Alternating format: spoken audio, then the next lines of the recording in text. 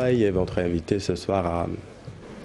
Merci bien, Chérif Diop Sambassi, le ministre du Travail, du Dialogue social et des relations avec les institutions. Bonsoir, monsieur le ministre, et merci d'être là. Bonsoir, madame.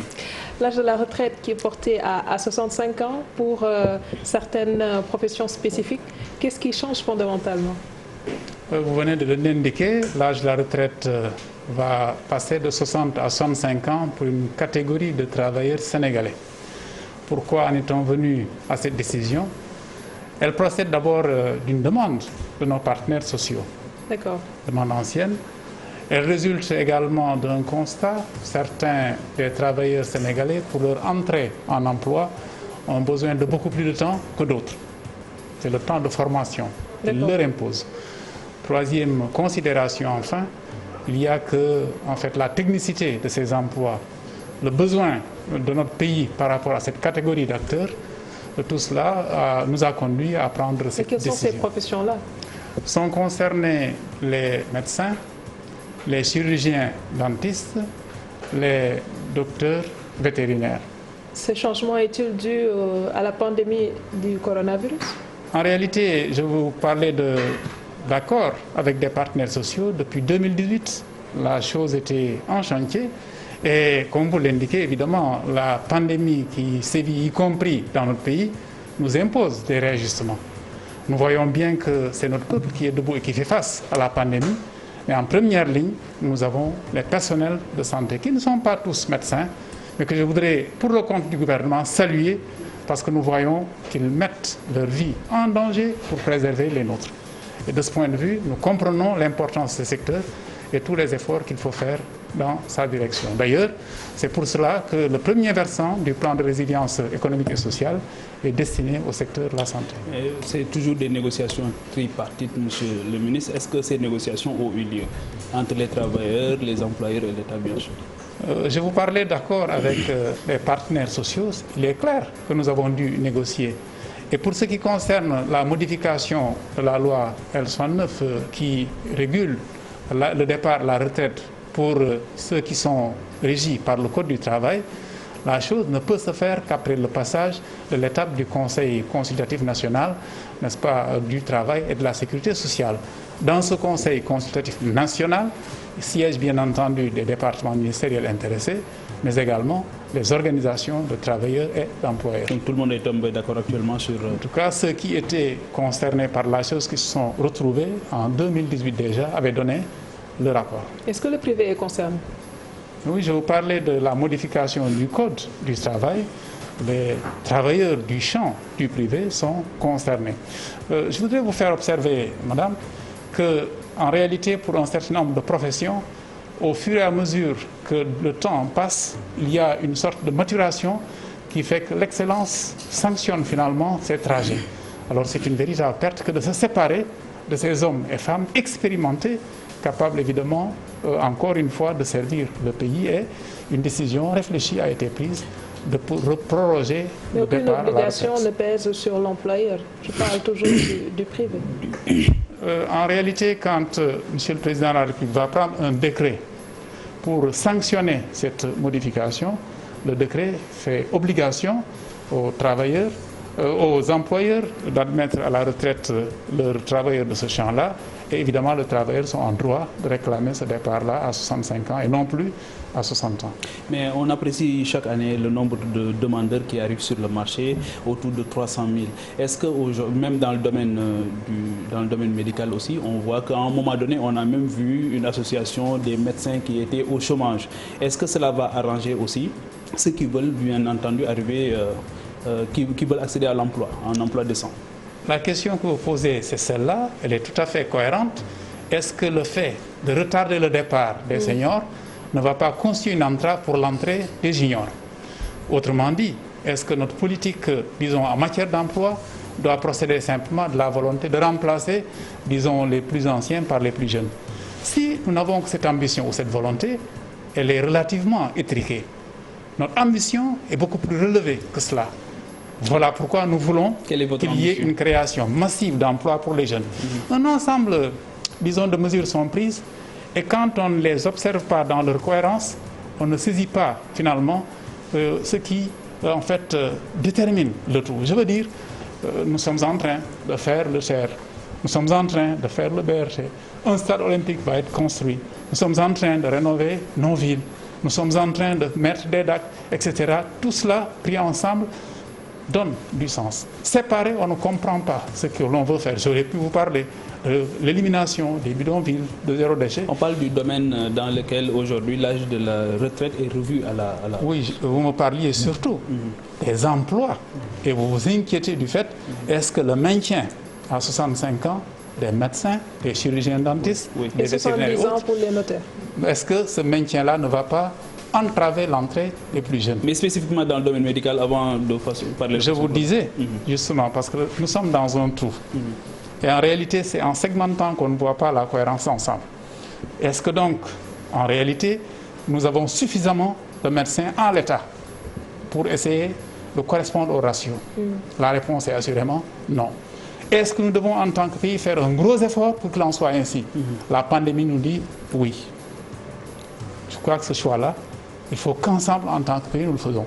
Est-ce que vous savez, quand la pandémie a commencé à sévir au Sénégal, le président de la République a demandé au ministre de la Santé de voir non seulement s'il était possible d'appeler à la rescousse ceux qui étaient déjà partis à la retraite, mais de voir également, parmi les plus jeunes, ceux qui étaient relativement qualifiés pour aider à faire front, à faire face. Parce que nous constatons que dans ce domaine-là, nous ne sommes pas, disons, aux normes et que nous n'avons pas suffisamment de personnel. Évidemment, ce débat-là est un débat d'avenir et il faudra bien que nous discutions des choix à faire.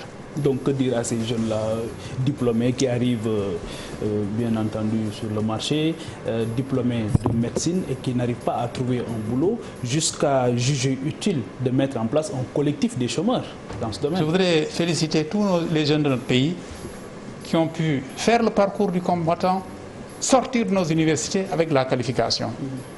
L'un des goulots d'étranglement qui fait que le problème de l'emploi se résout difficilement, c'est que nous manquons de jeunes qualifiés. Vous parlez de jeunes Sénégalais qui ont fait des études et des études qui ont été sanctionnées par des diplômes et qui sont employables. Ces jeunes-là, le message que nous voulons leur délivrer, c'est de garder confiance, de garder espoir et de savoir que leur pays a besoin d'eux. Et ce que je suis en train de vous dire n'est pas derrière nous, cela est devant nous. Dans le contexte dans lequel on se trouve, il est clair que certains ont perdu leur emploi. Je ne parle même pas de ce qui était au chômage, mais aujourd'hui, même si le chef de l'État avait demandé à ce que les employeurs fassent en sorte que ces personnes ne perdent pas leur emploi, le constat est là. Il y a certains qui ne l'ont plus. Alors que quelque part, cela peut augmenter le taux de chômage. Qu'est-ce que votre département fait pour que cela ne puisse pas être quelque chose qui va encore alourdir la chaîne pour l'emploi? La première ordonnance prise par M. le Président de la République est une ordonnance qui porte entre autres accompagnement des entreprises, mais interdiction de licenciement des travailleurs pour motif, disons, de la pandémie, si on veut faire court. Oui. Je voudrais vous dire qu'au niveau, en tout cas, des retombées et des remontées que nous avons en tant que département du travail, nous voyons que les employeurs s'évertuent à respecter cette ordonnance-là. Près de 15 000 travailleurs sont au chômage technique, mais jusqu'à présent, ils perçoivent à tout le moins l'équivalent de 70% de leur salaire. Et quid de la compagnie? Maintenant, si vous me dites, est-ce qu'il n'y a pas des gens qui ont perdu leur emploi? Je vous répondrai probablement oui. Pourquoi? Parce que la majorité de nos compatriotes ne sont pas dans le champ du formel. Beaucoup de Sénégalais sont des travailleurs, disons pour leur propre compte, où ils sont dans des structures où évidemment ils échappent au champ du formel. Ça ouvre un autre chantier, c'est celui de l'exigence, de la formalisation, parce que nous avons besoin évidemment d'avoir un certain nombre de règles que nous respectons, justement pour faire face à des situations de cette nature. Est-ce que cette première ordonnance aussi a obéi à cette négociation-là, avec les parties concernées? Cette mesure a été prise à la suite d'un exercice dont vous avez été témoin. Le président de la République a pris le temps de rencontrer beaucoup de segments de la vie nationale. Il s'est entretenu avec ces segments, il a écouté et instruit de tout ce qui avait été dit, il a indiqué une voie. Est-ce que cette voie était opportune? Nous pensons que oui. Si cet effort-là n'avait pas été fait, effort d'accompagnement des entreprises, effort, disons, de régulation des relations de travail sous le mode disons, la régence du chômage technique, où est-ce que nous en serions aujourd'hui? Si cette écoute-là n'avait pas évidemment prévalu, où est-ce que nous en serions aujourd'hui? Puisque vous avez beau vouloir demander aux entrepreneurs de maintenir leurs employés, si les entreprises ne tournent pas du tout, il arrive un point où c'est forcément la rupture. Voilà pourquoi des mesures récentes ont été prises. C'est ensemble que nous pouvons avancer en tant que Sénégalais et c'est une responsabilité collective. Nous croyons que notre peuple est tout à fait en osmose avec les décisions qui ont été prises. Est-ce que vous ne redoutez pas aujourd'hui que ces mesures prises-là débouchent sur des tensions sociales au niveau des entreprises? Est-ce qu'aujourd'hui vous avez assez d'amortisseurs dans ce sens-là? Assez d'amortisseurs, est-ce que nous les avons? Les amortisseurs, c'est à nous tous d'essayer de les créer parce qu'il y va de notre intérêt à tous. Les travailleurs ne peuvent profiter de convulsions, surtout dans l'étape actuelle. Les entrepreneurs, encore moins. Le gouvernement, non plus. C'est ensemble en tant que peuple, c'est ensemble en tant que Sénégalais que nous avons des défis à relever. Et je voudrais vous dire que, en tout cas, les informations que nous avons et la manière dont nos compatriotes sauf que le niveau de responsabilité est différent, évidemment. Vous savez, je ne sais pas, je vous le concède si vous le voulez, mais moi je voudrais que vous vous sentiez aussi responsable que le ministre du Travail qui est en face de vous. Mais je n'ai pas la décision, je suis désolé. Vous avez la décision. Nous avons notre avenir entre les mains. Je voudrais parler de la pandémie. Il est de votre responsabilité de vous protéger, de nous protéger. Si vous êtes le maillon faible qui lâche, vous ne pâtissez pas tout seul, mais nous en pâtirons. Il n'y a pas en la matière, en fait, de hiérarchie. C'est ensemble que nous pouvons faire les pas qu'il faut, ou c'est ensemble que nous laisserons choir la chose et ce ne serait pas très indiqué.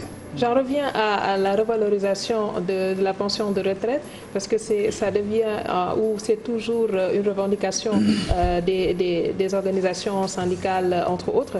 Vous me direz qu'il y a de gros efforts qui ont été effectués, mais aujourd'hui, quelle est la pension minimale? Je vous remercie d'avoir souligné que de très gros efforts ont été faits depuis 2012. À la limite, c'est presque de moitié que les pensions ont été en fait revues à la hausse. Ce n'est pas rien.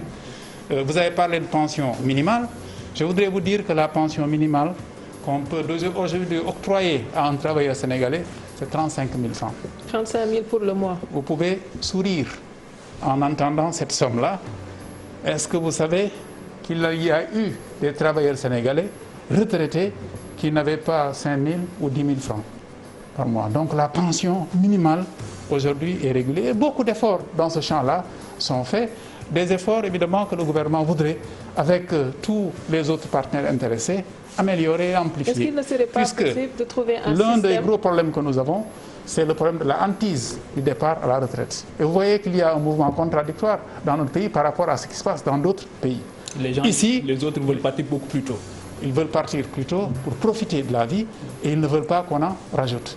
Ici, chacun estime devoir partir le plus tard possible. Pourquoi? Parce qu'on trouve que si l'on part, peut-être que ce qu'on reçoit ne suffira pas. Il y a là une équation qu'il nous faut bien essayer de solutionner. Est-il possible de trouver un système de retraite équitable et juste pour tous?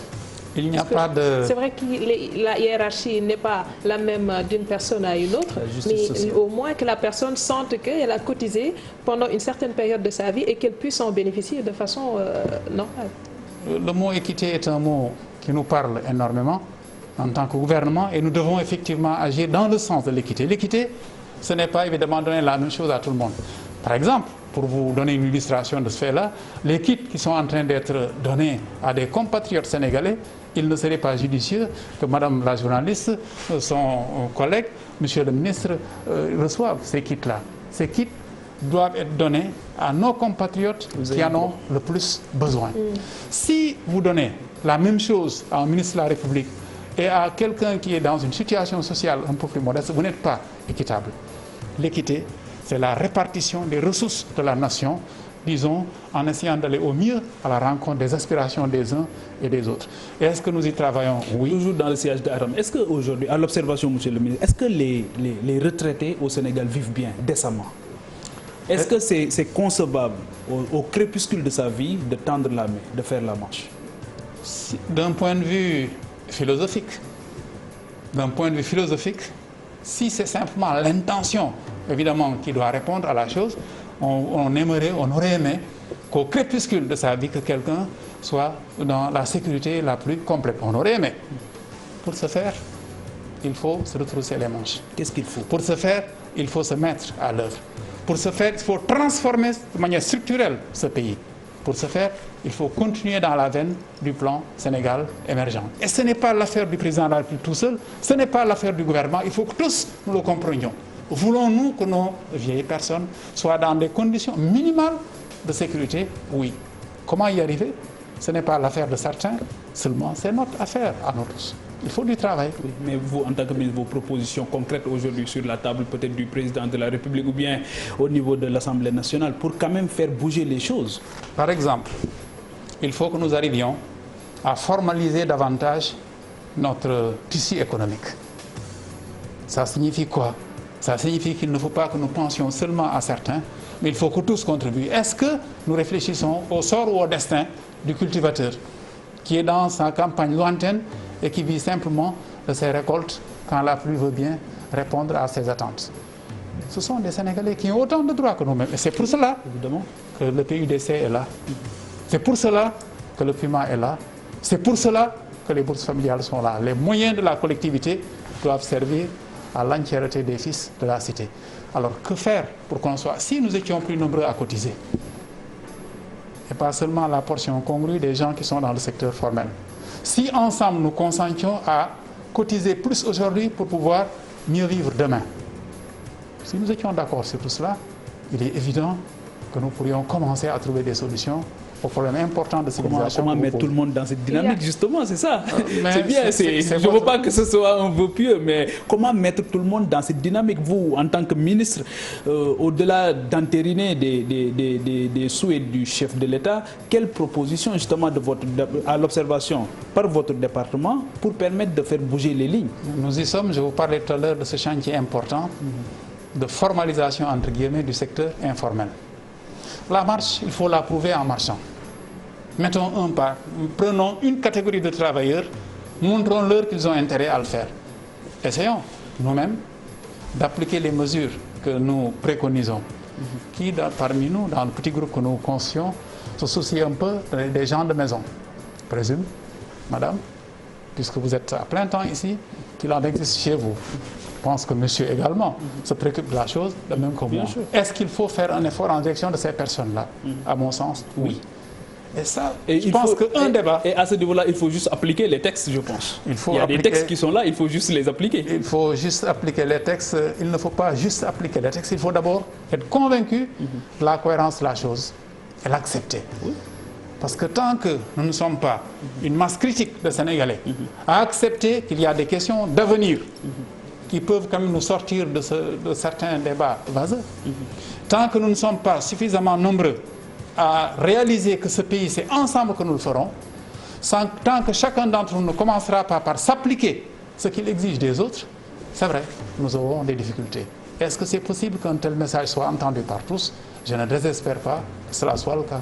On est dans un monde du travail qui évolue, il y a des paramètres à prendre en compte. Est-ce qu'aujourd'hui, vous avez pu évaluer la législation du travail pour pouvoir savoir aujourd'hui quelle est l'action qu'il faudrait dérouler et dans quel sens? Nous sommes en plein processus d'évaluation de la législation du travail avec les partenaires sociaux, parce que ce ne sont pas des choses qui se font dans l'autarcie, ce sont les employeurs, ce sont les organisations de travailleurs, c'est le gouvernement, c'est ensemble que nous sommes en train de réfléchir. Vous savez, notre législation du travail commence aussi à vieillir parce que le monde va très vite maintenant et les choses bougent. Oui.